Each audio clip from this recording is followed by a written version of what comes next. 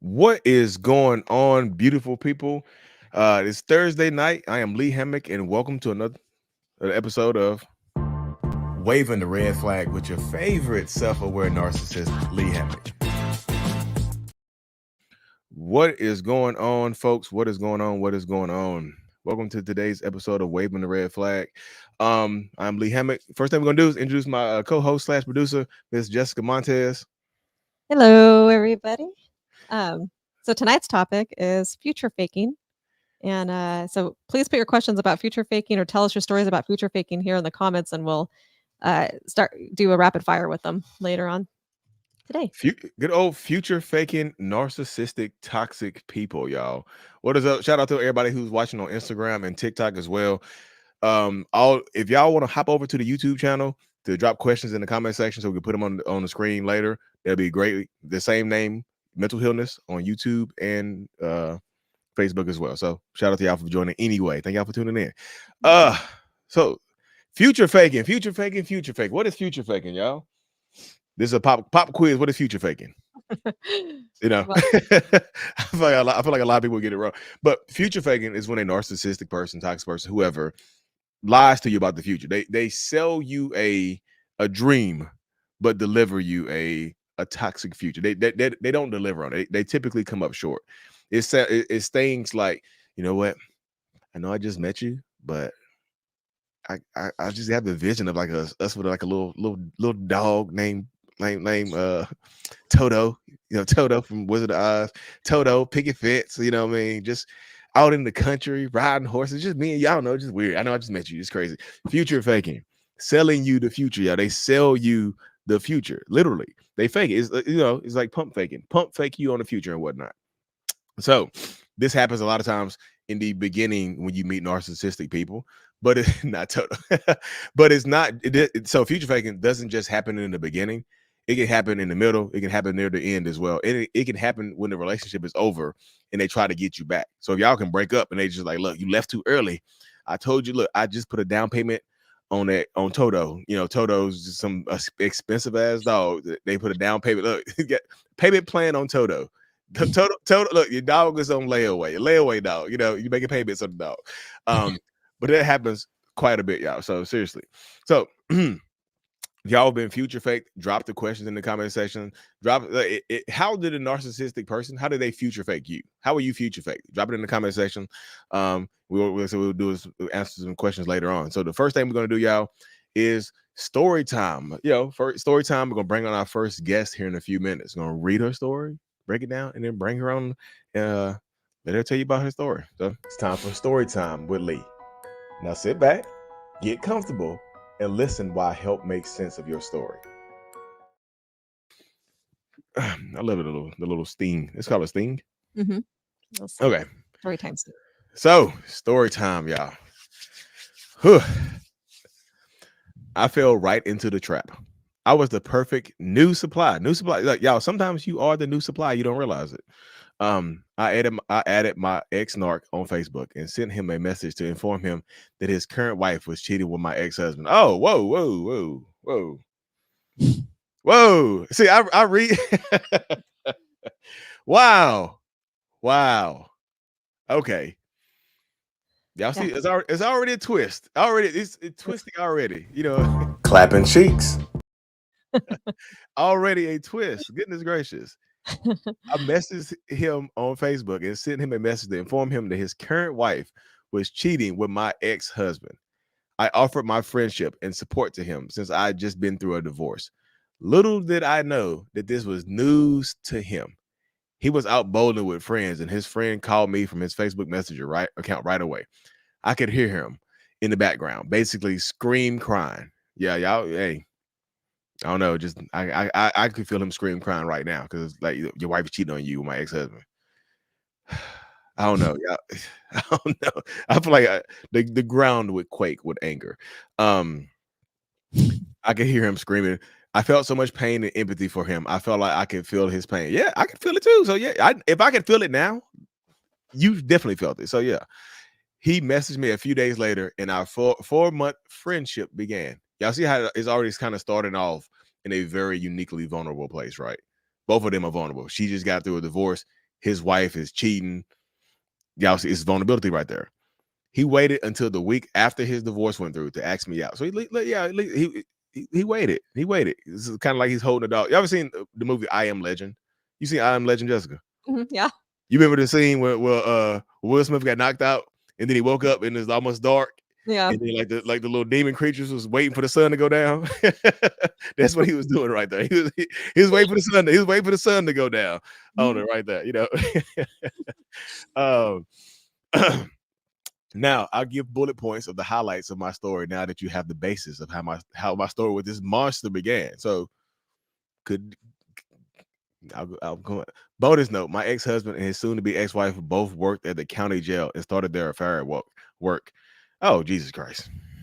I'm telling you, the law enforcement, they do these studies of how these law enforcement people they one of the top cheating professions. So if you're gonna date a cop, if you're gonna back the blue into your bedroom, watch out. Yeah, you're gonna back it right. You're gonna back right into back right into an affair. 4 months of friendship, and he texts me and says, "So when are we going to get drunk together?" Uh-oh.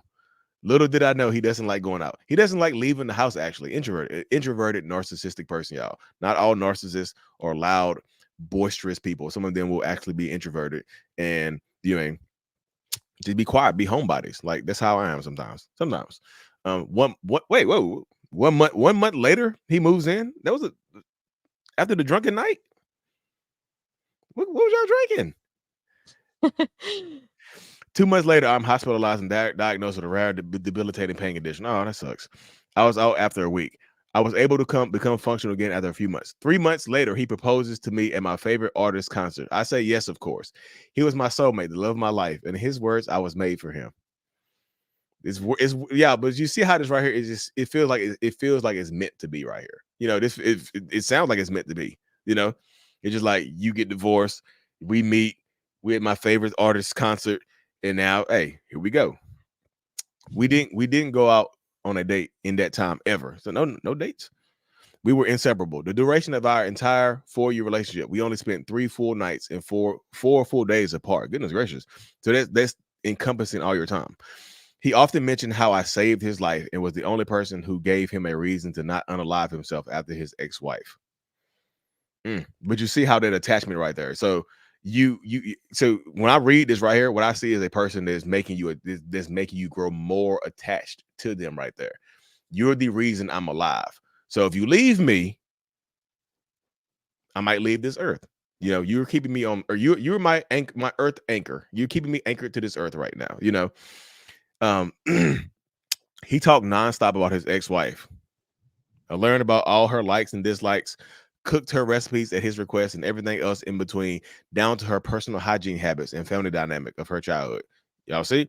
Keep in mind, she was my ex-husband's girlfriend and still is to this day. Oh, goodness. So that's a very interesting dynamic right there. But you see how he was still obsessed with his ex-wife, and he might have left the relationship with his ex-wife. He might have divorced his ex-wife and whatnot. But he's not ready to let her go. So he tries to make the new person his old person, you know, a better version of the old person. It's kind of like an upgraded model. It's kind of like, okay, I got the iPhone 11 right here. It's done. It's still an iPhone, but I need to upgrade it to the iPhone, 14? What's 14, 15 out right now? I still got 11. 15. I'm with 11. I still got the classic. I still got the classic right here, y'all. What's that? Okay. I met his parents and heard about his horrible childhood. He had sexual trauma and an estranged brother due to that. Allegedly. Not sure what. See, there you go. You don't really know till you know. His dad had 2-3 years left to live. He was in terminal liver failure. Y'all see all this vulnerability right here? And this right here is keeping you tied to him. Like 2-3 years to live. You're the only reason I'm alive. You're this. You keep my heart beating. That type of stuff right there. You see what I'm saying?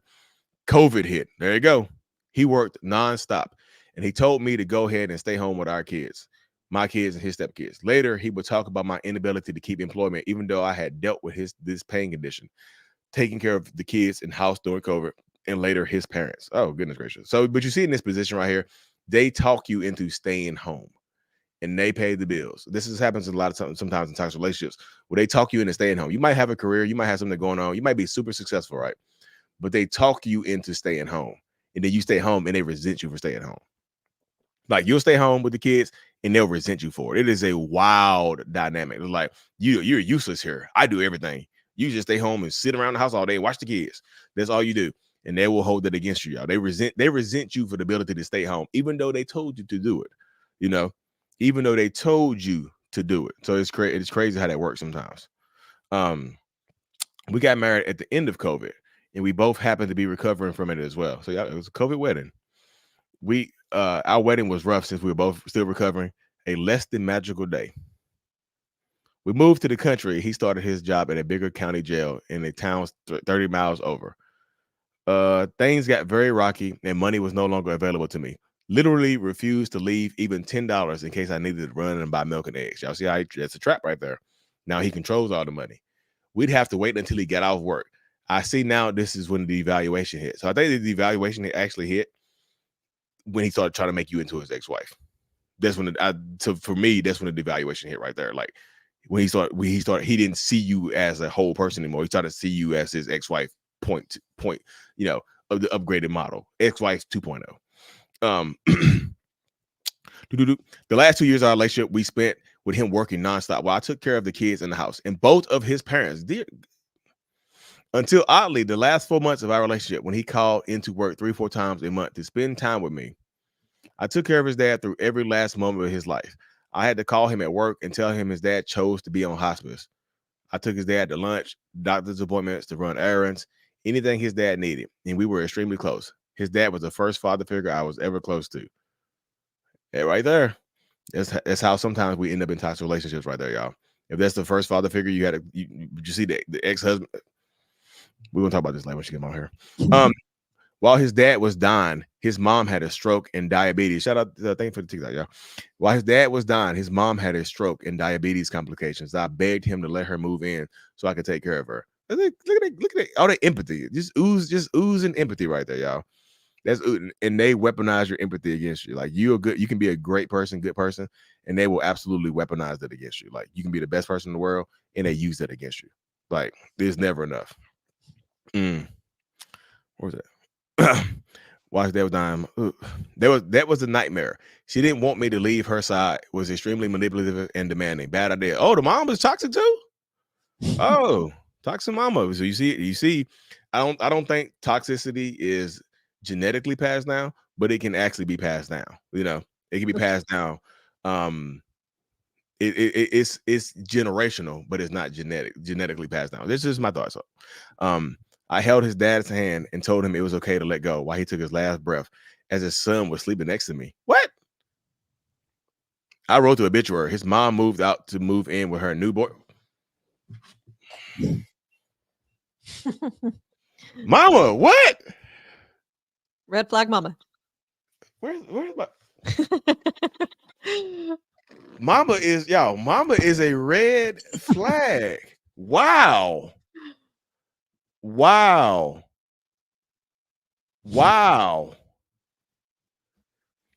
That threw me for a loop right there. Wow. What? Mama taking advantage too. Mama.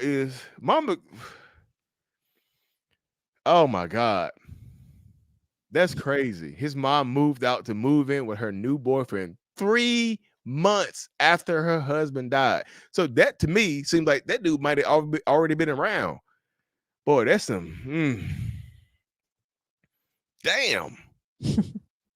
Mama might. So I'm gonna be real with y'all. I've talked to thousands of people over the last few years. One of the most common phrases that I hear is my mom was a narcissist. My mom was toxic.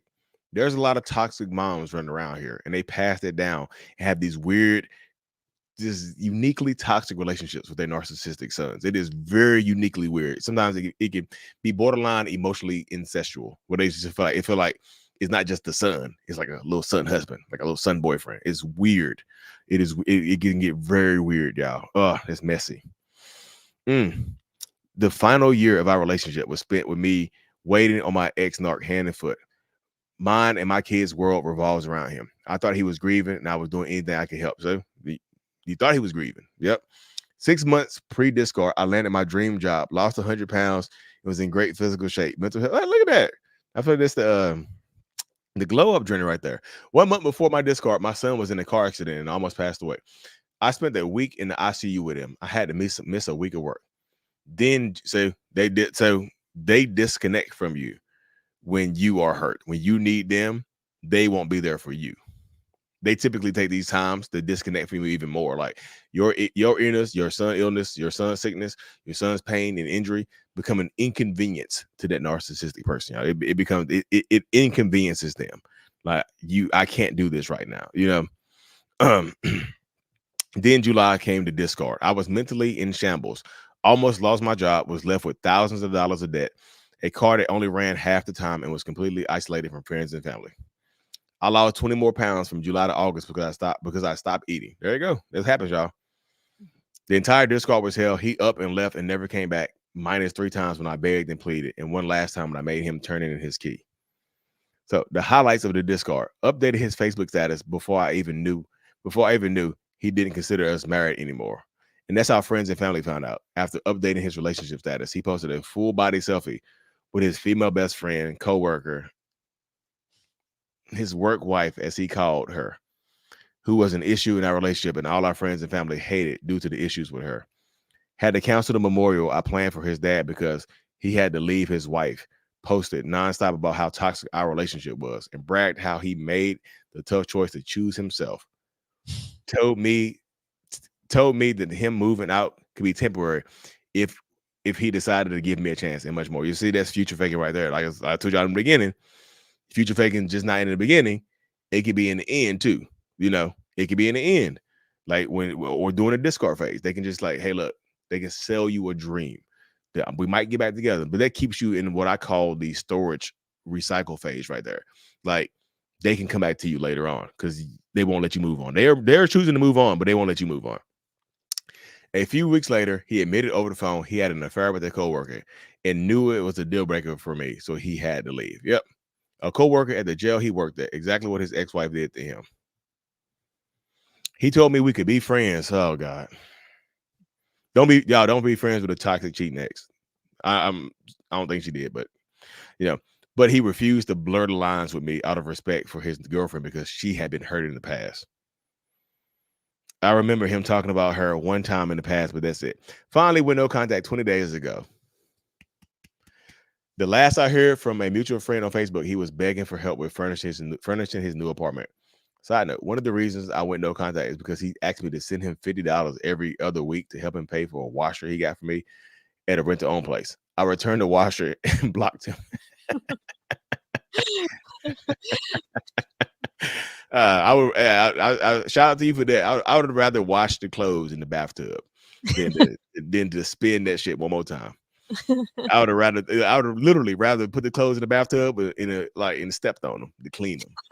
You know, like they did in the old days, like you squashing grapes for wine. I would have did it just like that. That's how to clean my clothes. Than to use that washer. That's it. That's me being real. I'm sorry. Shout out to her though. So so that's my journey in a nutshell, I suppose. I'm in therapy. Shout out to you. I love therapy. I'm figuring out who I am again. I'm enjoying drawing, my fitness routine, singing, hiking with my kids, working my dream job after making a huge comeback and getting a promotion and working on getting out and socializing again. I laugh again. I'm silly again. And I'm the same kind of loving, loyal friend and family member I've always been. I never once reached out to the girl or even asked who she was. I'm not sure if it was the work wife, but I don't even care either. I blame him, not the other woman. I don't know how I'll trust again, but I'm committed to dating myself for a year before I tried. Consider dating again. Thank you for reading, for your time invested in my story, for all you share on social media. I credit you for pulling me through the darkest times. Shout out to her. Shout out to her for real. Let's bring Elizabeth in. We've got Elizabeth coming in, right? Hi, Elizabeth. Hey. Shout out to you. Seriously, shout out to you. That is super impactful right there. Just the way you, especially the way you handle it at the end. That is super, super powerful and whatnot. So I have a question. If y'all have any question for Elizabeth, just drop it in the comment sections and whatnot. But I have a question. So, how did you find out your ex-husband was cheating with his, I guess, wife at the time?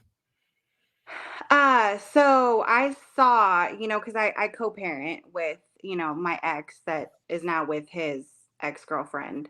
And I had seen some messages on his phone that they were messaging back and forth. And I was like, oh, she looks cool, whatever.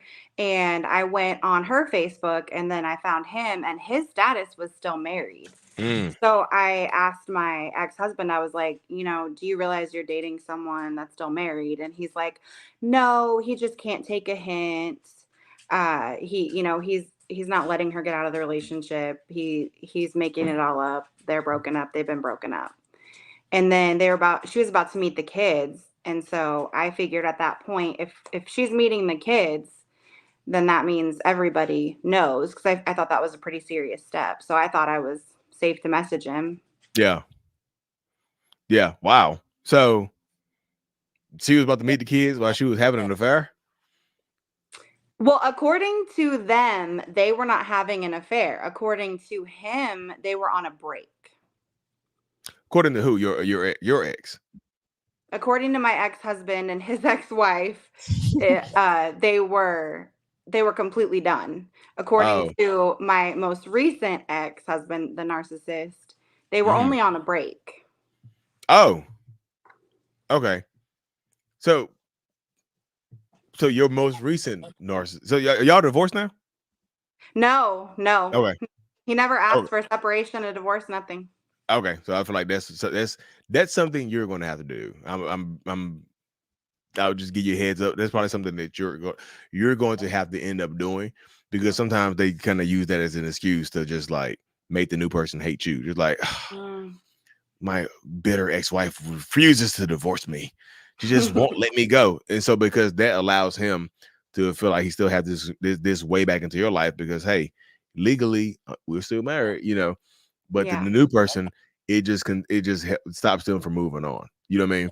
It stops them from getting married and just taking the next step with this person. Cause like, be the third wife in that space. And that's wild. I've heard I'm wife number 7. I was like, wow. 7? 7? All the exes crazy. It's just like all of them.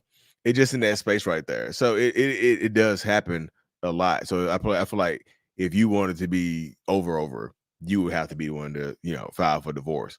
Because that also I feel like that helps you heal, because you don't want to be ambushed by it. Because I'm not saying he won't do it, but you don't want to be ambushed by it, because like you might be having a good day. You might be coming home from the gym, walking through the gym parking lot, and they Pineapple Express you, like Seth Rogen from Pineapple Express. Elizabeth, you're like, yes, you're like, you've been served. You've been served on the way home. So in that space right there, I would just say it might behoove you to take those next steps. I don't know I'm in North Carolina. You had to be separated for a year to get divorced. I don't know where say you, and you don't have to say it out loud, but you have to be legally separated for a year with mail going to different addresses and stuff like that. To get divorced. So it's just like sometimes you might want to look into that to see how long that would take you and whatnot, because they will drag it out. They'll refuse it. They'll be moved on to a whole new relationship and won't divorce you. They just live their life. Like nothing's happening. And he never even forwarded his mail, and he left a good majority of his stuff here. He took he took some things, but I made him turn in his key, and he doesn't have any access. So I'm sorry, I missed that. How long ago was it? So I made him turn in his key the middle of August. Okay.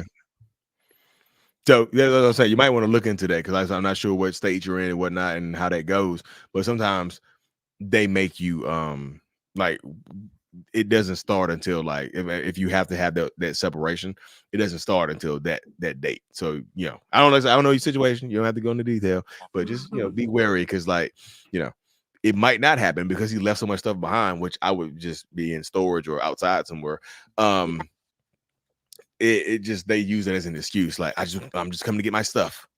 Because he did say let's be friends, and that right there, when they say let's be friends, that is a way in, because they don't know how to be friends. I promise you they don't. And look, I'm so in love with my new person, I don't want to blur the lines and cause any stress. That's wild. But like, I looked up a statistic the other day.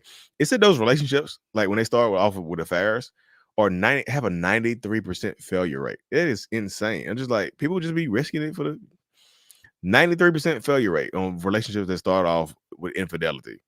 So good luck to them. The love it, they I mean, like in law, like I said, y'all dealing with narcissistic people in law enforcement or jails or whatever. They be cheating because they spend so much time there and in the stressful environment. It's like, God, I'm so stressed out.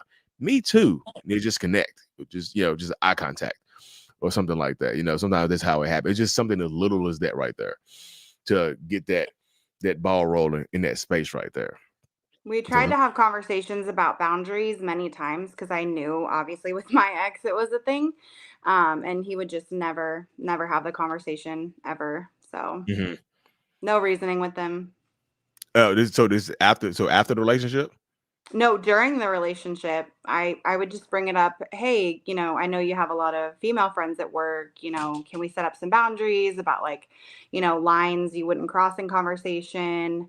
Um, and yeah, he wasn't open to it. But during the discard, we were looking at Facebook and there was a meme about law enforcement and affairs going on. Mm. And we were laying in bed looking at it and I kind of laughed and he goes, I could see getting with somebody at work.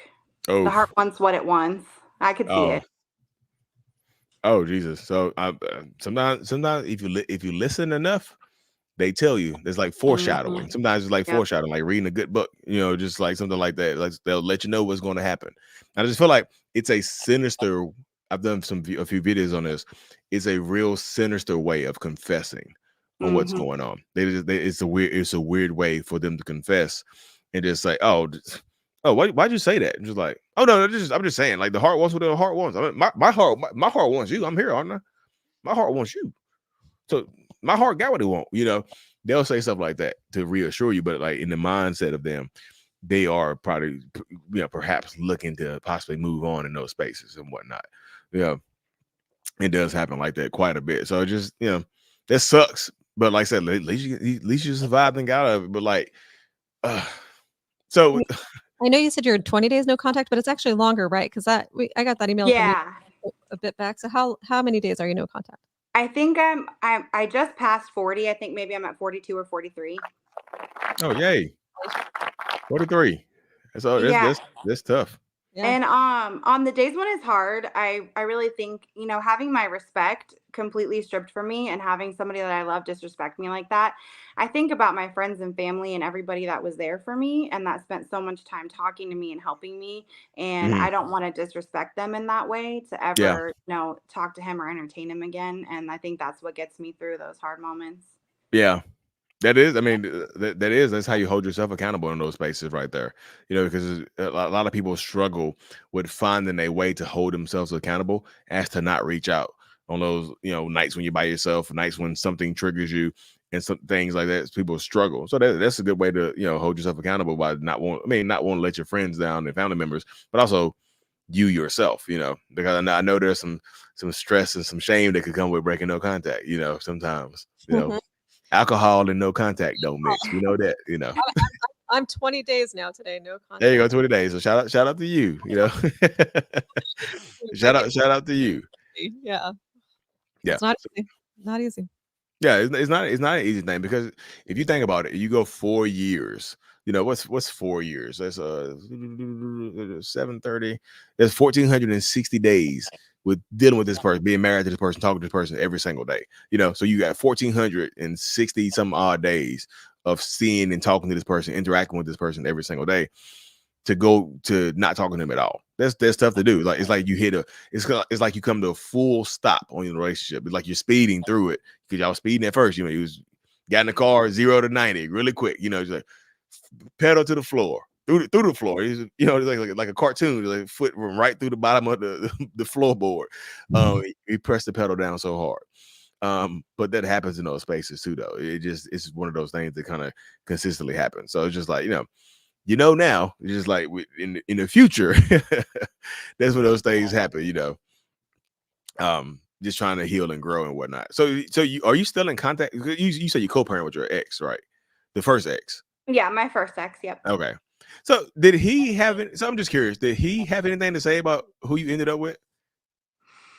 I mean, they got along fine, but it was only after this the discard and everything that he said, I didn't really think you were that happy. It was him and it was my oldest son. They both said, I didn't really think you were that happy.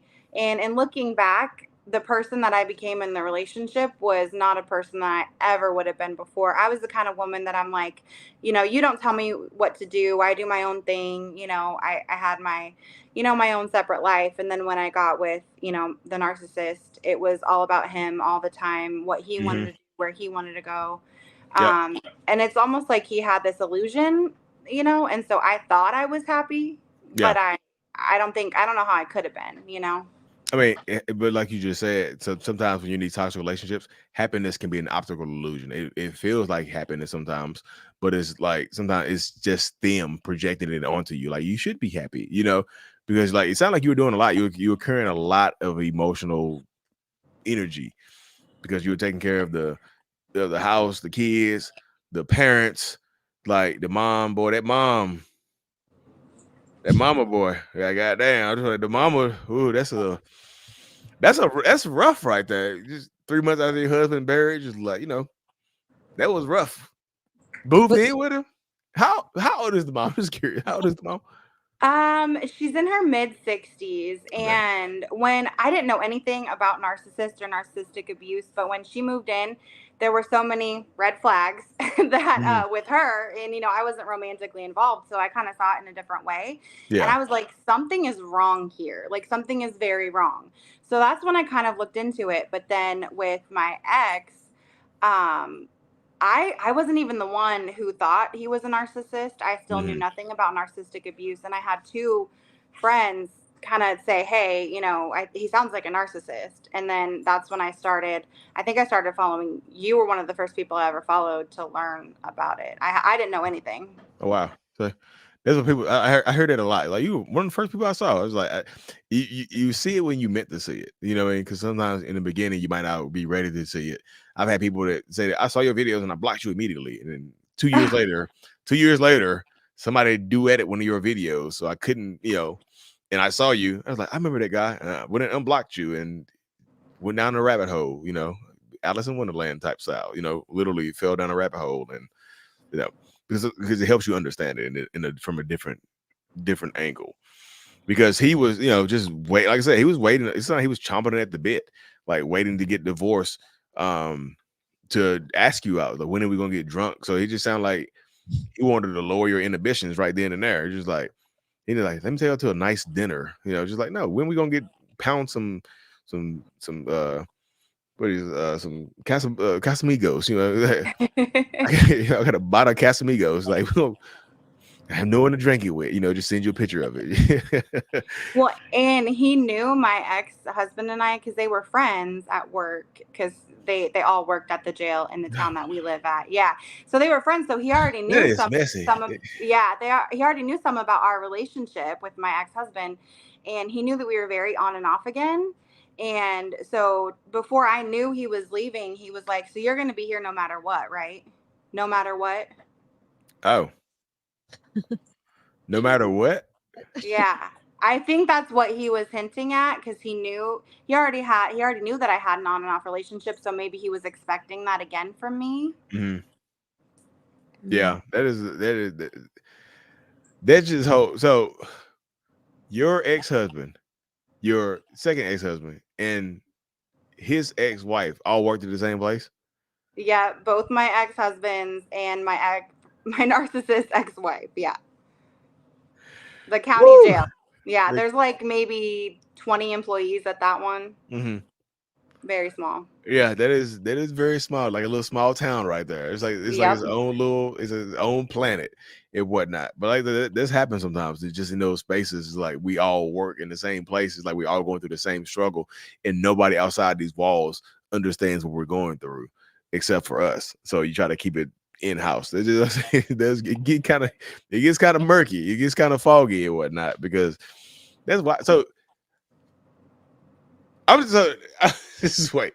So your first ex-husband was sleeping with this dude's wife, and they all worked. God, that's so Yeah, messy. they worked together. They were friends. They played video games together. Oh God, they were Fortnite. They're playing Fortnite and cheating.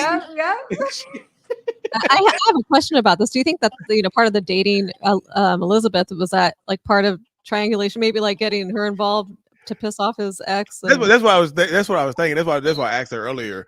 Did your ex-husband, the first ex-husband, did he not say anything about it? It's just like it's because if I was him, I would feel like you were trying to get back at me, because it felt kind of snooty, just like you never looked happy to me. It just it just seemed like it was just all internal. That's just where my mind went right there in that space. It's just like are you trying to get back at me because of this? Because I did this with her, so you go to him. That's where my mind went if I was the ex. So another creepy thing is we look almost identical, and he posted the picture of us, and everybody was messaging him, "Did you get back with your ex?" Oh, I got mistaken for her throughout the relationship. oh, wow. Oh, that's ooh. Woo. Yeah, Jessica, you were right. It's like she's like it's long, but you're gonna want to read it. just read it. Goodness. Well, shout out to you for surviving though and being no contact. So this is my perspective right here because like you, like I said, the divorce part of it. I don't know what say you don't have to divulge the state, but like I don't in these spaces right here. I would just say like you would probably want to take those steps as to going through with the divorce part of it on your end because like I said, you don't want to be ambushed one day because like you might be. I'm not saying it'd be easy to go downtown and file for divorce. I'm not saying that'll be easy, but just for me, it seems like they will be easier on your energy in your future to go do that as opposed to like you like I said you might be just chilling one day having a great day and like sheriff there and like we got some divorce papers for you and something like that, or he might bring him himself.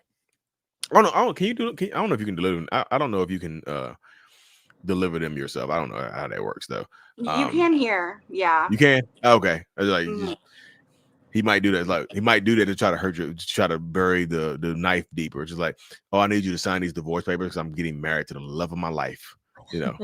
Third time's a charm, right? For me, But I just feel like, but these are his patterns though. Like he's going to be this type of person for the rest of his existence. They don't. You get that age unless they go do some work on themselves. He just switched jails and met another one at the jail. Yep. There's no fraternization part. Like no rules. Like goddamn, they just loose.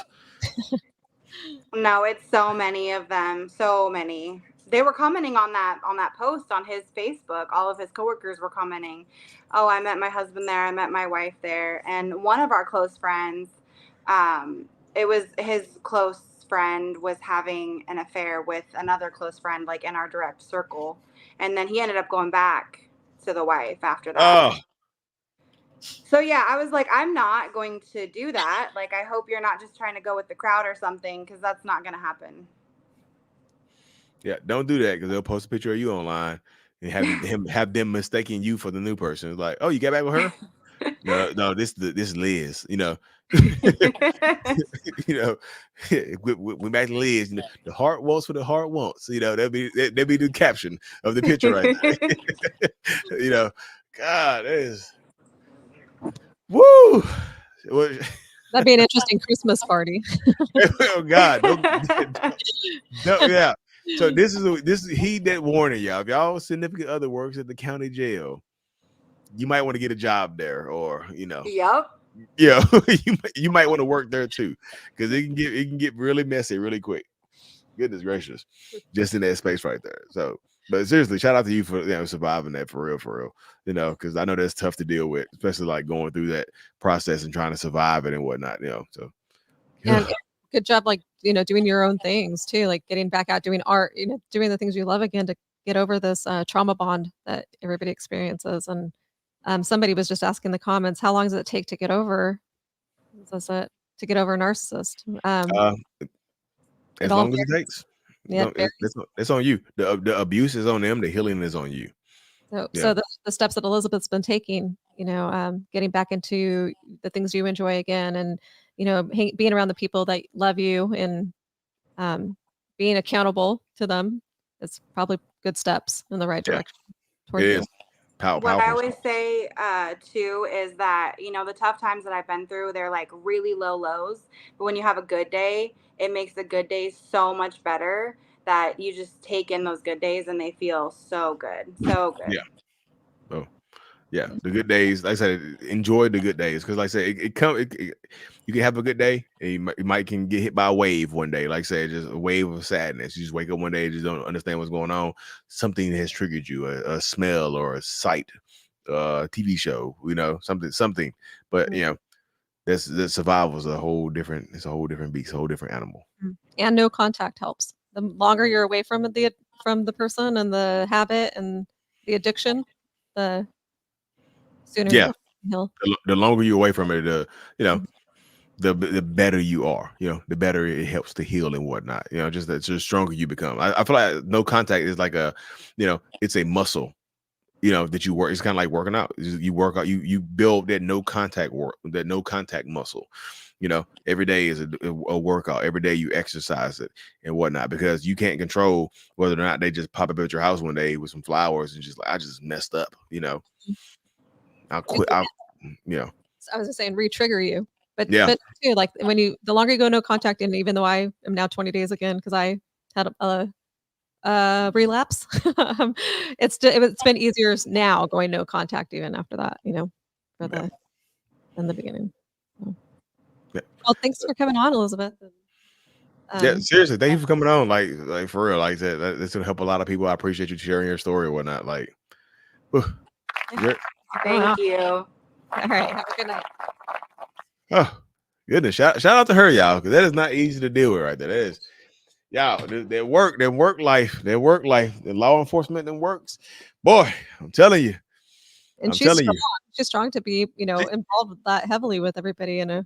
She had so much going on to survive through. It wasn't just him. It was the mom, the dad passing away, got kids. It's just like, she had her own sickness. She got sick herself. That's a lot going on in that space right there. Yeah. It really, really is. So just shout out to her, y'all, for real, for real. Shout out to everybody watching on Instagram and TikTok as well, y'all. If y'all want to hop over to the YouTube channel is Mental Healness. I can see your questions on TikTok and Instagram, but it's easier on the YouTube channel to see them. Like we can put them on the screen on the YouTube. We can put it on the screen like April right here. We can put them on the screen to see that, and we'll do a Q&A at the end. So send your questions over to the YouTube channel, and I can write everything down. So seriously, it's at Mental Healness on YouTube. The link is in the bio, or you can just search Lee Hammock on YouTube and pop over. So shout out to y'all. So where we at now? Shout out to her, y'all. Seriously. Yeah. What's up next? Okay, voicemails next. So we've got quite a few voicemails here, and a couple of them are a little long, so just to warn you. But yeah, I think here we go. Start with this. Quick story. My name is Darnell, and I'm from New Jersey. And I was dating this girl for about a year. We started dating late August of 2023, and we started talking, and then we hooked up a few times. And I found out she had a boyfriend. And then basically she was cheating on her boyfriend with me. And then I ended up getting into a relationship with her. 2 months go by. So it's now like 3 months go by. So now it's like right before Christmas. I actually cheated on her just because out of my own selfish and stupidity. I tried to reach out to her one day, and it's actually our 4-month anniversary. And she responding because when she finally responds, it was like about 3 hours later. She told me she was getting one to her coworker, and I felt some type of way about it because, like, obviously I'm thinking she's getting her cheeks clapped 2 hours before her work shift, and she was ignoring me. Probably happened, but I don't have proof of it actually happening. I started going through her phone, and I actually found when I went to her phone about the guy friend from Ohio. They used to have they never had sex, but they did have like a past or whatever, and she lied to me about that. So I got annoyed about it, but I told her, like, he knows way too much about the relationship. You gotta let him go. And then I would get called controlling, narcissistic, saying like I belittle her and everything. and never really had that behavior until later on in the relationship when I started kind of like mirroring her a little bit and being manipulated by her by the way she was acting and catching her in lies. Um, but thank you. Bye. I didn't hear. Was there a question? I didn't hear a Yeah, question. he was just wanting to, I think, explain what he's going through with the cheating and that and the mirroring. Like, what is that? You Of, know, of, is that a thing? The mirroring. I'm curious about that. what, She, of who mirroring who? Of him mirroring her? or, yeah, if he's cheating on her to I don't know. So being I don't know if that was him mirroring her. It's just like this is something he wanted to do. Honestly, it's just like you don't mirror the cheating. He's like, I just started mirroring cheat. When he said it himself, he's like, I cheated, because of his own selfish ways. So I don't. Did he say that? I didn't hear him say that she knew about him cheating. That she didn't figure that out. he didn't. I don't think he did say that. All She right, figured yeah. out, but I'm assuming she did, and like like the payback. But yeah, I don't think it was clear. So what you see in that space right there, and it's what I tell people, y'all.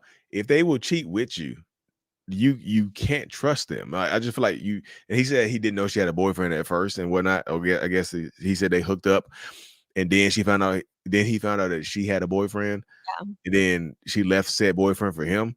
That rarely ever works out. I know. There's a bit. I feel like there's a bit of hubris that goes on there where you just like, I'm better than an ex. No, y'all, 93% failure rate. You meet them when they cheating, they will cheat on you, they will cheat with you. And it sounded like that relationship started off rocky anyway, just with the toxicity overall. And nobody trusted anybody. Like there's no trust in the relationship, regardless, this in that space. So yeah, could you start to mirror that person and start to act like them? Yeah, but I feel like 4 months is kind of quick to be mirroring. I just, is that you being you in that space right there? Not sure. So I just feel like in these spaces, like y'all, if they find out I got a boyfriend, y'all don't be with. Yeah. But so me personally, if I clap you, and I found you got a boyfriend, I don't want to be in a relationship with you because in my mind you're gonna cheat on me. It's like you cheating with me. Like there's no trust there. So It's when everybody. clapping cheeks. The foundational trust is a foundation of a healthy relationship, y'all. Just being realistic. So shout out to him for sending it in. Is that relationship over? It don't feel over. It don't feel over because sometimes the toxicity be intoxicating and you go back into it. So I just be careful. But it might be a good idea for it to be over. It might be I would say it's a great idea for it to be over, but like or a baby gonna get involved, like, oh, I got a pregnant, man. Damn. The next voicemail like, hey man, it's Donnell, Jersey. Man, I got a pregnant, man. I don't know what to do. How do you co-parent with a narcissist? I'm like, co-parenting with a narcissist, y'all, is next week's episode. We're doing a co-parenting episode next week's show. So tune in next week as well for co-parenting. Uncle Slim, shout out for the donation to the channel, says my ex narc female, we got 2 women in back to back, is trying to use the fact that we lost a child and her son that she had before me to justify the fact that I can never leave her. So is that some guilt right there? Is that get in the car, honey? We're going on a guilt trip. Yeah. They weaponize your guilt against them. So, but it just feels like y'all lost a kid. She lost a kid. Yeah. It just, that's rough. I mean, I'm telling you to stay, but would they weaponize that against you? Yeah. They weaponize, your empathy against you or lack of empathy, whatever in that space right there. They want you to, stay with them through thick and thin. Okay. So, a lot of times they call it the thin time. So shout out there. Well, here's our next. And around this time of him asking me to be his girlfriend, I also heard that he may or may not be interested in men. And so it wasn't clear. And so I did some investigation. I talked to a guy that I knew, and the guy that I knew confirmed that he did like men because they had actually had interactions with each other, but it was years ago. It was like maybe 10 years ago. So I asked him about it, and he was like, why did you ask me that? So long story short, I found out that he would. I addressed it. He told me that it was his past. He's no longer dealing in the past, and he's no longer in that lifestyle. The conversation came up again later. He ended up telling me that the past was like 7 months ago. So I am talking to friends and talking to people and trying to, see if I want to trust this. Come to find out, he was still dealing with men, and he has a best friend who is married and gay. And I went through his phone, and I saw, before I went through his phone, it was a phone call on his phone. And I looked right at the phone. We both were sitting together, and he lifted the phone up, and I saw the name on the phone. And I was like, "You're not going to answer that?" And he's like, "Nah, it's just my mom." And I'm like, that wasn't your mom. And so we got in an argument about the fact that he was saying that was his mom, and I clearly saw that it wasn't his mom. And so I broke up with him. But then I got back with him because I felt like maybe it was a little bit too harsh. Maybe I am being too much and doing too much like I always do. And so I gave him another chance. That's when I found out that he actually was pursuing men, and he was also pursuing women. So he had on social media, he's talking to men, he's talking to women. He's having sex with both men and women. And then also before I found this out, when I found I was pregnant. When I found out I was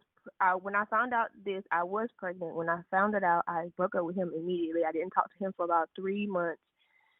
Because I refused to talk to him. I went no contact, and I told him when it comes to the baby, we download the app, and we can talk through the app. What? Oh boy. So, so the first thing I have to say, like, it took. Why you leave with the baby? why did it take the baby for you to leave? It's just like, I get it. I want to have my baby around it, but like, yeah, yes, that man is bisexual. In that space right there. So I always ask people, I don't know. Look, how far along are you in this space right here? Because like that person right there, I'm not saying because he's bisexual he'll be a bad parent, y'all, by any means. But if you think he's narcissistic and toxic and doing all this lying and busting it open, and he's clapping cheeks and getting his cheeks clapped, just like there's clapping everywhere, front and back claps, in that space right there, So there's a lot going on there. It just sounds like he's super cheating. Like, you can't trust that person. Like, if that's my mom, call your mama right now. Because right there, y'all, in that space, like I said, there's again, y'all, we are all inclusive here. You gay, straight, whoever you are, whatever you have going on, do you. But in this space right here, he kind of let you know who he was. He absolutely kind of let you know who he was. He's like, "Oh, I don't like men. That's in my past." It's 7 months ago. The past, yeah. Technically, I mean, the beginning of this episode was the past. Honestly, if you think about it, like if you think about it in terms like that, yeah. But the past is not the past, y'all. I just feel like in these spaces right here, y'all, you can learn from other people, y'all. If they lie to you about something that's simplistic, that's my mama, that's not his mom, and you take him back and you let him get in you, let him sow his seed in you. Let's keep it PG.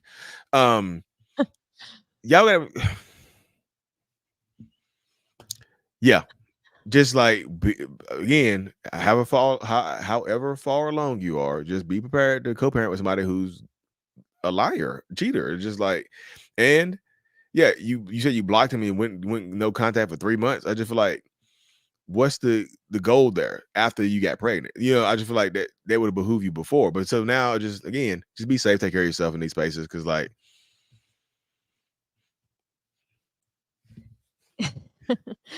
And tune in to next week's episode of Yeah.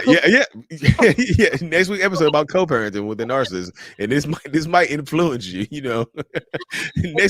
Next week's co-parenting episode might influence your life to go in a different direction. Because goodness gracious. But yeah, here we go.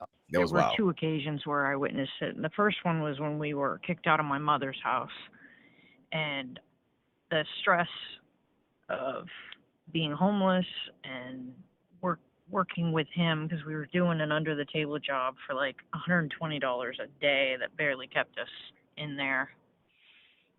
And I told him I was suicidal, and I got nothing. I mean, he just kind of gave me a blank look, And that was the night that I went into the bathroom and told a good friend of mine, put the fans on, ran the water so he couldn't hear me. And she was like, nope, we won't have any of that. And that's when she's like, I got a plan. And that was, the beginning of my escape from him. And then on another occasion, I made the mistake of getting back together with him when we got back to Oregon. And he just didn't care. I was out of gas and I had to go to work. He just didn't care. And that was my last, I did get back together with him to try to get our financial stuff figured out and get him into treatment. But, later on I realized in retrospect that it was just him, spinning me out, making me sleep deprived and trying to hang on with all his might, but it didn't work. So that's my lack of empathy examples. Thanks. Bye. There's something unique about struggle love. It's a struggle. You don't just struggle to love each other. You're struggling everywhere else, and it puts a very, especially if you're dealing with a narcissistic person, it puts a very unique twist to your relationship dynamic. It makes everything tougher, because if you getting a lack of empathy, if you getting a lack of love, a lack of affection, a lack of caring from this person, plus you're struggling, plus you're homeless, you getting kicked out, it's just like that's tough to deal with for anybody, because they want you to ride or die with them. I promise you, narcissistic people, a lot of them are looking for ride or dies. Are you my ride or die? If somebody asks you, are you their ride or die? Ride away, because they're about to put you through some shit. I promise you, this is not gonna be no happy go lucky. Ride away. You're going to be buckle your safety belt up. Like, you about to be a crash test dummy. They're gonna treat you horrible and put you through some shit and expect you to stay through it. Ride away from that situation. Like, seriously. Or they're going to mess with your head. They're going to mess with your mind. They're going to do a lot of different things to you to damage you. I promise you they will. So don't go back into that relationship. Y'all see the common theme. I went back. It got worse. It always gets worse. I went back. I got a baby. I went back. You might get some charges. I went back. Eliminate that term from your vocabulary. I went back. And I feel like that helps you move forward. So. Hey,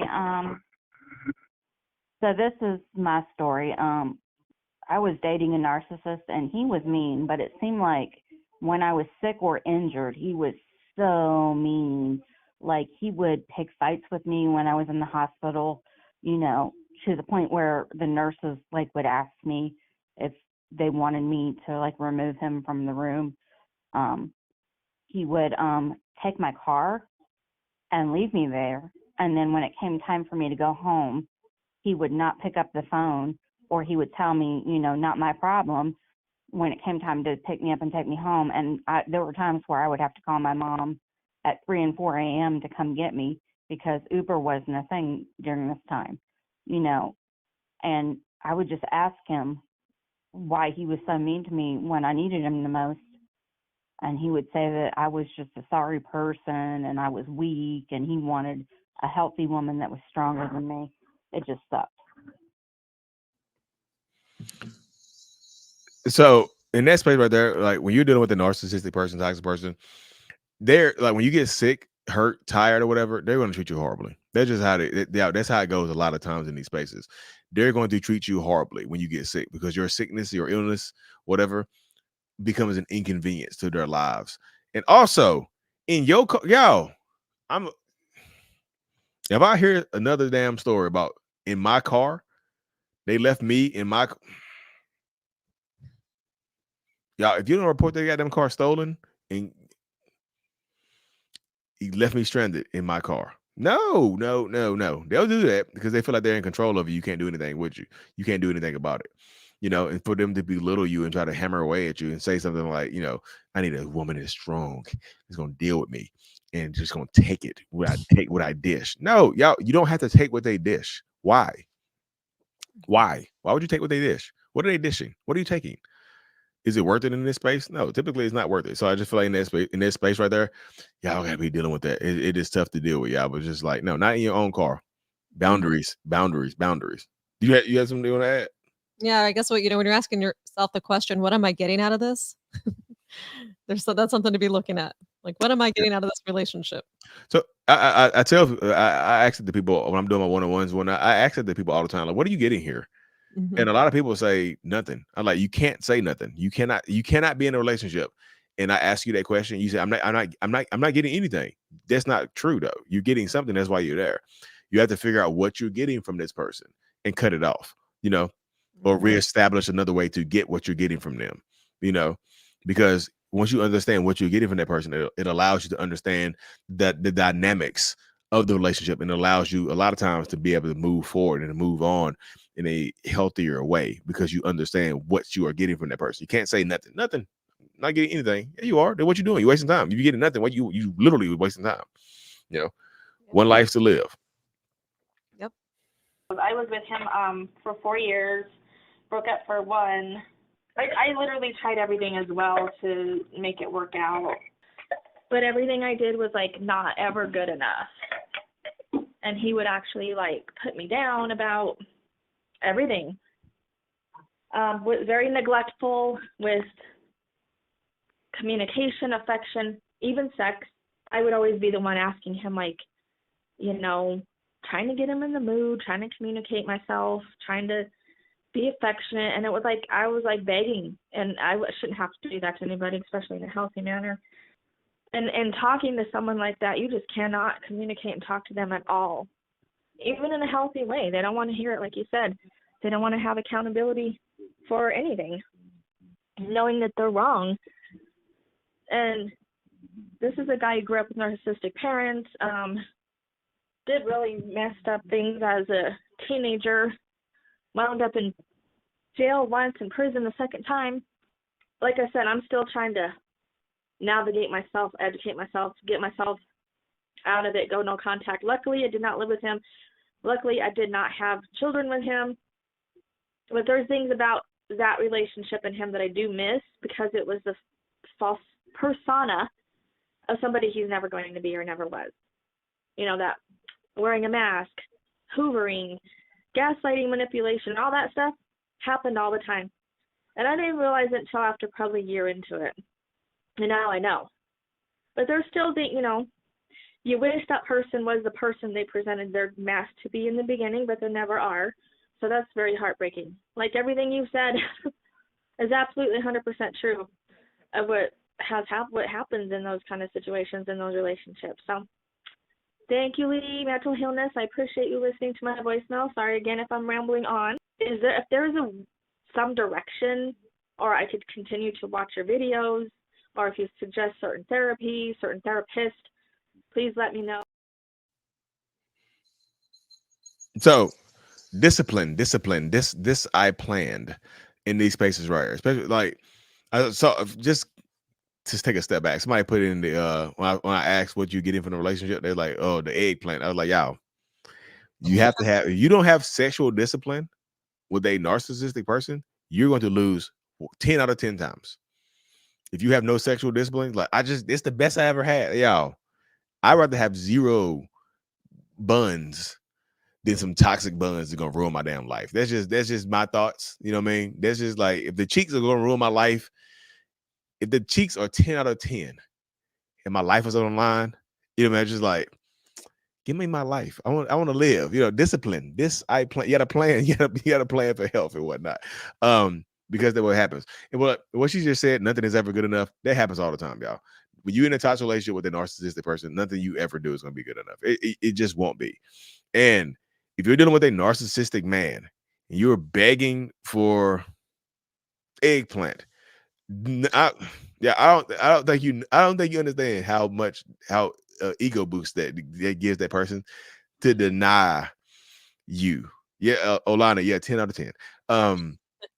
To deny you the meat. You say to deny you the meat. She's like, please, just give me a little. Can I get a little sample? Can I get a sample platter? No, I'm not in the mood tonight. And they just roll up. They roll over a snicker like, no, they, that that empowers them so much. I promise you. Yeah, take back your power. No. Was it? No, you got to stand up. No, don't beg him for that, y'all. Vanessa, yeah. I guess that's something I don't understand. I never begged for that. Yeah. I'm just like in that space right there. You gotta have that discipline. Meditate. Get you a vibrating chair. You ever seen what was it? Talladega Nights when the girl was in the chair, which is the vibration of the cars. Go do that. Go get in the fast car on a bumpy road if that's what it takes. And that's a guarantee. The vibrator is the guarantee. Yeah, go do that. Go do something in that space right there to help you heal from that. Because like that, yeah, you want in a healthy relationship. Yeah, that's something that's reciprocated. That's something that's good. That's passionate. You know what I mean? But narcissistic people love to be in control of that. And I'm just telling you, a narcissistic man perspective, they love to deny you that. Or to give you a little sample and just have you begging like, yo, I got my girl begging for some meat. Crazy. They got it whipped. Oh my goodness. They be telling their friend, oh God, no. So this therapy wise, I would specialize in a therapy, like trauma therapist. Like I always tell people, you deal in a toxic relationship, find a trauma therapist. Like seriously, they help you out a lot. And we have a lot of questions today. So for rapid fire, I think I'll start moving on those. Okay. And we also have people who are telling us their future faking stories. So this one is Kat. Oh, promises of family and traveling. Yep. They'll take your, like when you first meet a narcissistic person, they'll take your dreams or whatever you're looking for, and they'll turn them into they'll fake you out and whatnot. Excuse me. Mine asked me to marry him, promised me everything I've ever wanted, then took it away a month later and told me I didn't act like I appreciated it. Yep, that happens right there, y'all. It's kind of like you're fishing right there, right? And you ever seen that meme like, oh, almost got it. Just too close. You almost there. You got to act right. He first started telling me he wanted to go on a cruise with me and take trips. Yep, there you go. A lot of trips. Bought us season passes to Knott's Berry Farm 2 weeks in. We went twice. I don't even know what that is, but it sounds lovely. It's like it's in California by Disneyland, but it's like it has like Snoopy characters and those like Looney Tunes and things like that. Yeah, it sounds lovely. Told me we're going to get married and he moved in. He changed his mind. Oh, damn. Did he stay? So when he moved in, did he stay? Because sometimes they change their mind and make you feel like you got to earn it. I was doing last night? I was looking on Google for rings for you. I'm not going to look again. You got to earn that. I was Googling wedding rings. But you know what? Hell no. I'm going to give me a bicycle now. If it goes like this, I'm not saying I want to get married tomorrow, but I do want to spend the rest of my life with you. I mean, hey, marriage is, some people nowadays is like, hey, marriage is overrated anyway. Marriage is just a piece of, why do I need a piece of paper to show you I love you for the rest of your life? We had wonderful plans together and we're planning to move together. He left and moved without me one day. Oh, damn. He packed his shit and left like that. That's kind of horrible. Offered that I take a break from working to pursue it, opening a business for us that turned into complete financial abuse. Change the password on joy. Oh, damn, that's evil. That's evil. Husband, we have land, so we're gonna build a home on this land, but just be patient with me. Boy, if they're not showing you any type of moving forward, like any type of progress, they just say, just be patient. Y'all seen those memes with the skeleton sitting in the chair? That's what you're gonna look like. Being patient with a narcissistic person. Here it is for 20 years. 20 years in a marriage. See, I've been waiting on you to just sit down and go over small financial matters, and you get mad.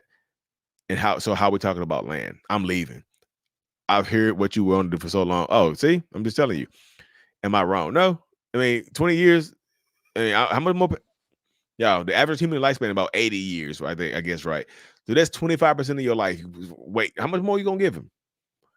How much more you got? How much more you gonna give him? He said within the first month of getting to know each other, after his baby mama walked out on him and they're twins, if I wanted a kid, that's something we can try for. If that's something oh dear Lord, the first month, y'all, if they talking about giving you a baby that quick, I resonated heavily with Jess' story. She shared. Is that your story? Yeah, I think so. I to a T. Oh, coming in younger. I think when you first got him, the kids were young. Yeah, And yeah. you went back. Okay. Sorry, that one snuck in there. He asked me to marry him after 4 months. We was going to grow old together. All these trips we were going to take me to the beach. It's going to be forever, but it wasn't. Lies. Yeah, they say you a dream, and they very rarely deliver on that thing. My husband love bombed me by sending me flowers to work, something he had never done before. We were buying a house. We moved in, and 2 weeks later on New Year's Day, said we should file for divorce. Oh damn! Move in the house and like me that much that she promised to buy me a trip to Buenos. She promised. She liked me that much that she promised to buy me a trip to Buenos Aires. I mean, which is 22-year-old woman promised it. I mean, what 22-year-old woman promises that to a 30-year-old man? I mean, what did a 30-year-old man believe that? You mean, did you believe that?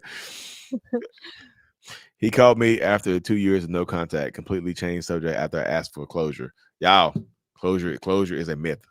It's a myth. Closure is something closure from someone else is a myth. Closure is something that you give for yourself. Love bomb me and asked me if I knew any properties for sale where I live in Mexico. He's in the US. I'm just telling you, closure is a real myth. In the middle of fights, he would say things like, I was planning to buy, of course, y'all, I was planning to buy a car, but you don't deserve it. That happens so many times, y'all. When you get to arguing and fussing and fighting, all of a sudden, they'll just throw something out there that they was going to do, but now you don't deserve it. No, now you don't deserve it. Mom wanted a house, kids in the future. Complete 180 in a few weeks. That happens, y'all. Mm-hmm. My mom had a boyfriend and my dad living in. Wait. My mom had a boyfriend and my dad living the same. Mama. This must be a comment to her. To Elizabeth's story where the mother had a boyfriend within 3 months, moving in with him after. What was the dad doing? Dad just chilling. Ooh. My future fake paying back contracts and on a 2-year no contact. And my attorney about to finish file. He threatened to countersue for rent money. Oh my God, y'all. Sometimes they'll do that type of stuff, y'all, to just keep you involved in your life, in their life and whatnot. Just in that space. And my narcissist past future faked all the time, including going to the skating rink. I discarded him and ignored him multiple times in public just to bring a new supply to the skate. Oh damn. Oh yeah, will that happen? Yeah. I want to do some celebrating no contacts. A lot of people send in their no contacts for different days. $4.99, you about to hit 500. Damn. Pretty good. 478. Hey. Yeah. Oh, we got more. All right, we got more. 3 years. Y'all, it's impressive, y'all. It is tough to go, like I said. No contact. Oh, yay. Stalker is gonna stalk. Oh yeah. Most painful 120 days of my life. Yeah, it happens, y'all. Super shout out. No contact 4.5 years. Shout out to you. So that right there, it's like that. So that's that's so generalized because everybody's time is gonna be different. Some people might be trying about it years later, y'all. Like I said, the abuse is on them. The healing is on you. It really, really is. So it could take a couple months.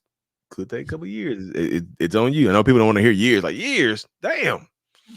My husband, who I think is a narcissist, got a questionnaire and consultation for 31 hours and said they told him he isn't a narcissist. Yeah, it don't work that way, y'all. he got a questionnaire and a consultation for 30 minutes to 1 hour. The first session of therapy is just them getting to know your name and what you're doing there. They're not diagnosing you. Yeah, the test for narcissist, the test you take to get diagnosed as a narcissist is an hour and a half to 2 hours long by itself. So you're not being in there for 30 minutes and coming out and saying that shit like that. So you're just in that space right there. So I would just say that right there. What if the narc hubby just like to live like nothing's going on, cheat, ignore you, all the problems? So I mean, y'all, if they acting like you don't exist, then it's time for you not to exist in their life. I'm just being realistic with you, because like cheat, ignore all the problems, blame on you. Then it might be time for you to just, just in that space, just hit the dip. How do narcs keep up with their own lies, folks? Because they don't have to keep up their own lies. They just tell new ones. They just tell a new one. And it's not up to them. It's not up to the narcissist to keep up with the lies. It's up to you not to believe them. And this is just in that space right there. They don't have to keep up with the lies. If you just don't tell them, they can just tell a new one to fill it in. The narcissist says things like that in order to see your reaction. It's like, yeah, they will do things to set you off on purpose. A year and a half, no contact, still battle with peace. There you go. Power up, though. It's tough. Like I said, it's not easy, y'all. It's not an easy thing to deal with. Excuse me. Like, seriously. Why does it feel like most people are narcissists? So everybody has narcissistic traits in them, y'all. It's just survival. People want to survive and whatnot. But once you get waking up to toxic narcissism, then it's like you putting on the narcissist shades. You see him everywhere. You're just like, damn, why does everybody look like a narcissist right now? Yeah. Why? You just get shades knocked to the side. You see it like this now. You're just like, everybody's a narcissist now. Like, it's hard not to see it in the real world right now. I promise you, it's hard not to see it in the real. That's all I see now. Right now. Yeah, see it through there. Yeah. It's hard not to see it like that. Toe X, she cheated. Shout out to Uncle Slim for the donation to the channel. Toe X, she cheated on her new supply with me after 6. I'm a little confused about that one there. So the new supply, she cheated. Oh, she cheated on a new supply with you, or with him, or with him. Oh, with them, Uncle Slim. So with them, which is gender neutral, just whoever you are. Yeah. Then I'm just telling y'all, they'll cheat on you. They'll cheat with you sometimes. And the way they'll talk you into it sometimes, they're like, look, I cheated on you with this person right here. It hurt you, didn't it? Yeah, it really hurt me. You want to hurt them? You want to get back at them? I'll cheat with you. Let me clap. Let's clap. And they got you and they leave you alone. They clap your little cheeks and then dip on you. Clapping cheeks. There's lots of clapping cheeks in here. They clap the cheeks and dip on you. The narcissist in my life asked me what my dream location to spend Christmas would be. All I had to say was, babe, they closed the door on that location. We're too late. Maybe next year. Oh, wow. Oof. Tell your dream. I'm just telling you. They want to, like I said, they want to know. A lot of times in these spaces, they want to know your dreams just so they can deny them, just so they can deny the dreams. Can't the narc tell when you aren't happy or that you're tired of hearing them talk about themselves? Not if you're still in the same room with them. If you're still in the same room, they'll talk as long as there are some ears in there. They'll talk. How do I leave my house? We've been living together for 2 years. He got approved for an apartment, but he isn't making any effort to call us. He's not trying to. How do you leave? I mean, I don't know if you. So the question has so much nuance. Like, is it the lease? Are you living in right now? You own the house? Just like there's so many different ways. I feel like sometimes you have to force them out. Eviction, a safe eviction. I don't know if he has squatters' rights. They'll invoke those squatters' rights. 5 months, no contact. Instead of deleting his number, I called him by accident. I tried to stop it but it rang and hung up once. 4 hours later, he rang back in the same way. One ring. Anyone know why? Maybe because he just saw a missed call from you. Try to Hoover you back in. It's like a mini reverse Hoover, like an accident Hoover. Yeah. I saw you called and whatnot.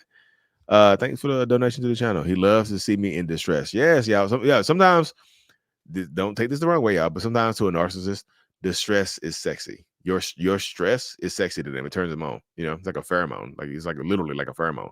You crying, you yelling, you screaming.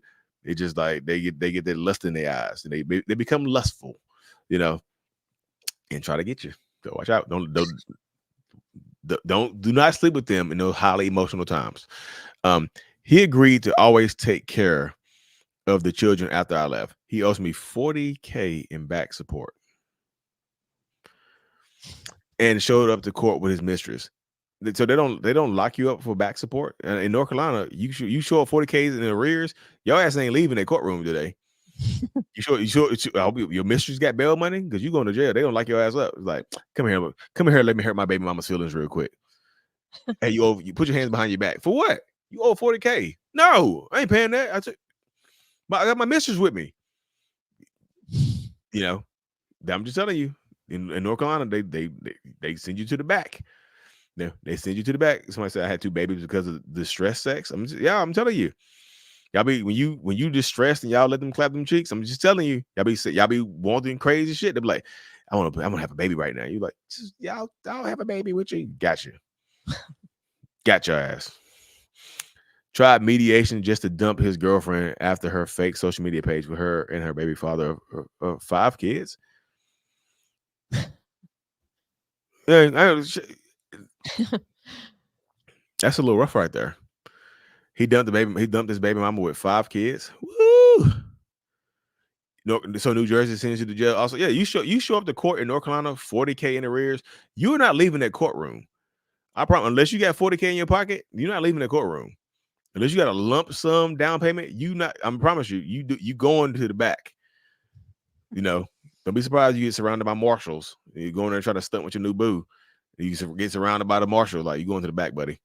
Yeah, it's a good idea to bring her so she can bail you out, I guess. Mine is paying $9 a week. Child support because he won't ever work. I can't wait to spend big for my son. Hey, Renee, you gotta get him something nice. That's some V-Bucks on Fortnite right there. They raised the price of the V-Bucks on Fortnite. Yeah, I think you can get 700 V-Bucks with that $9. You know, get you Eminem. They had an Eminem skin on Fortnite right now, so you can get your Fortnite skin. April, shout out to April. What's going on, girl? But yeah, that happens. So I'm just telling you, they will do that type of stuff right there. North Carolina, $40K, shit. I'm telling you, you can be a couple $100 in the rears. You going to the back. Show it with your mistress in court. You lost your damn mind. You going right to the back. Thank you guys for all the questions and send in your stories here to Waving the Red Flag Show. Voicemails to the phone number. And I have my favorite video of the week to share. You ready for that? Here we go. It's a beautiful rainy day to take out the recycling. Oh my God, what are you doing here? Don't be alarmed. Look, I'm just here to take out my recycling too. And hopefully recycle our relationship. Don't take out your recycling. It's somebody else's house. Somebody else's house. Like I didn't live here for 2 years. Yes, you lived here. I kicked you out and I have a restraining order. Like, what are you doing here? Restraining orders are not force fields. They're just a piece of paper. And you can't restrain my love, my heart. Look, please leave me alone. I'm done with you. Look. I know I messed up. I'm a changed person. Messed up. You had a whole baby by somebody else. Now leave me alone. Look, yeah, I had a baby by somebody else, but you just don't leave somebody outside in the rain. It's wet outside. Oh my God, get out of my house. At least can I stay here till it stops raining? Please. No, go to your own house and get out of the rain. Leave me be. But what if it's not really rain though? What if it's God's teardrops for him crying because we're not together anymore? Get out. You never cared about me, did you? Yep. That's my favorite end line right there. You never cared about me, did you? You know, just in that space right there, you never gave a damn about me, did you? In that space, that happens all the time right there, y'all. Like seriously, they don't give a damn about you. You're just in that dynamic right there. Thank you guys for the Christmas tree comments. I've been seeing them up there. I'm gonna be decorating the tree this Sunday with my daughter, so there'll be some more decorations on it next week. God's teardrops. Y'all know that was off the cuff right there, y'all. That's off the cuff. That's off the cuff. Like when I film those videos, they be off the cuff. Like I have an idea and I just go. It just go. You know. Don't be alarmed. Yeah, I don't know where that came from. Don't be alarmed. Don't be alarmed.